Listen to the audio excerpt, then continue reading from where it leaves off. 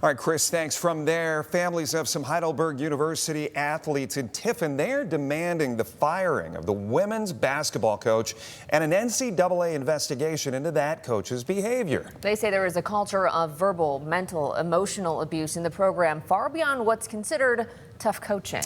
11 Investigates Melissa Andrews has the recordings, the interviews, and the allegations tonight. I do hate this team. And this is a miserable experience. It's miserable. That's the voice of Heidelberg University women's basketball coach Erin Eaton, recorded by a player in a team meeting last season. Dad ain't real happy right now because I got about $4,000 invested in this program.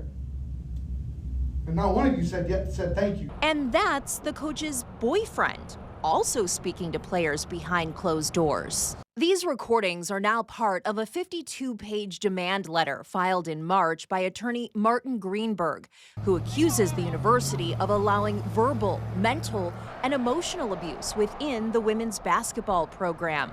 Greenberg is demanding the coach be fired and that the NCAA step in. University failed to give me the report, and I believe there were not only NCAA violations, but there were also code of conduct violations. He says the warning signs were clear. Universities hire coaches that have prior records of alleged abuse.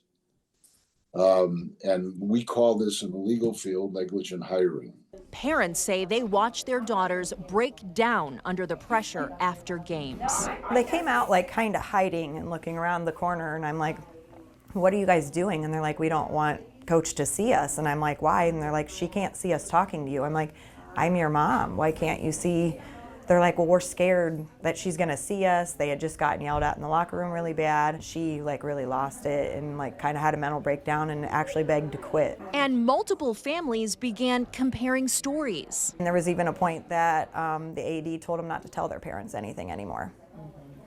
And that was a big red flag. Multiple players told 11 Investigates that they began to seek counseling on campus for anxiety and depression. One player's father questions how the university can ignore the players' need for counseling. How a group of girls are all going to see a counselor on campus and nobody sees that this is a problem. Well, she's called us and she told us that she hated all of us. She told us that we were the most miserable people to ever be around, and she blamed us for like her medical issues. Players say it went beyond tough coaching and veered into abuse. A tough coach like still cares about you as a person at the end of the day, and I think a tough coach would truly want the best for you and want you to succeed in everything. Watching my teammates go through things like getting suspended or like having like the coach's partner come in last year and yell at us. I think like that was just kind of like, you've never really seen that before. And student senate leaders say their attempts to speak up were also shut down. They said we can't investigate, but we can advocate.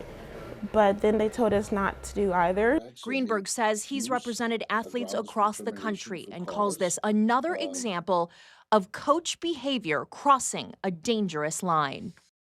Yes, there is some tough love, but when you cross the line to create a hostile environment and mental distress, you've gone too far. Heidelberg University says it conducted an independent investigation and found no NCAA or Title IX violations.